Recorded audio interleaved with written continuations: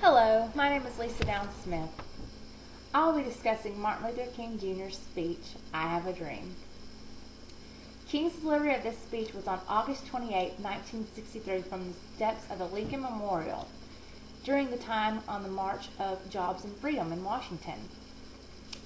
King's speech is considered to be such a great moment in history because it was expressed with both great changes that had already been made and the great changes that were needed if African Americans were ever able to be viewed as equal Americans. Martin Luther King was an African American man himself as well as a Baptist minister. Martin Luther King uses a lot of emotion as well as repetition to make a point clear of equality. There were approximately 250,000 people gathered at Martin Luther King's speech, and millions of additional listeners who listened by radio and watched by television. King's message impacted every American. From black listeners, there was the hope of, promise of goals of freedom and, equality. But for the white listeners, it was more of hey, this is what's wanting to be happen. Let's just all be viewed as equal. There's no threat here. Now, before I began, I want to let you all know I chose to do the last part of Martin Luther King's speech, I Have a Dream, not only because it was a very lengthy speech, but because I felt like the ending really just brought it all together.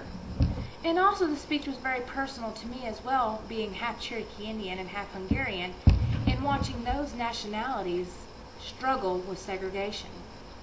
Now here I go. I have a dream that my 4 little children will one day live in a nation where they will not be judged by the color of their skin, but by the content of their character. I have a dream today. I have a dream that one day down in Alabama, the vicious racist and the governor's having his lips dripping with the words of interposition and nullification, one day right there in Alabama, little black boys and black girls will be able to join hands with white boys and white girls as sisters and brothers. I have a dream today. I have a dream that one day every valley shall be exalted, and every hill and mountain shall be made low. The rough places will be made plain, and the crooked places made straight. And the glory of the Lord shall be revealed, and all the flesh shall see it together. This is our hope. This is the faith that I go back to the South with. This is the faith we will be able to have out on the mountains of the despair, of stone of hope. With this faith we will be able to transform the jaggling discomfort of the nation into a beautiful symphony of brotherhood. With this faith we will be able to work together, to pray together, to go to jail together, to stand and for freedom together, knowing that we will be free one day. And this will be the day. This will be the day when all God's children will be able to sing the song with new meaning. My country, 'tis of thee, sweet land of liberty, I sing thee. Land where my fathers died, land of the pilgrim's pride. And if America is the great nation, this must become true. And so let freedom ring from the pagodas hilltops of New Hampshire. Let freedom ring from the mighty mountains of New York. Let freedom ring from the Alps of Pennsylvania. Let freedom ring from the snow-capped mountains of Colorado. Let freedom ring from the curvaceous slopes of California.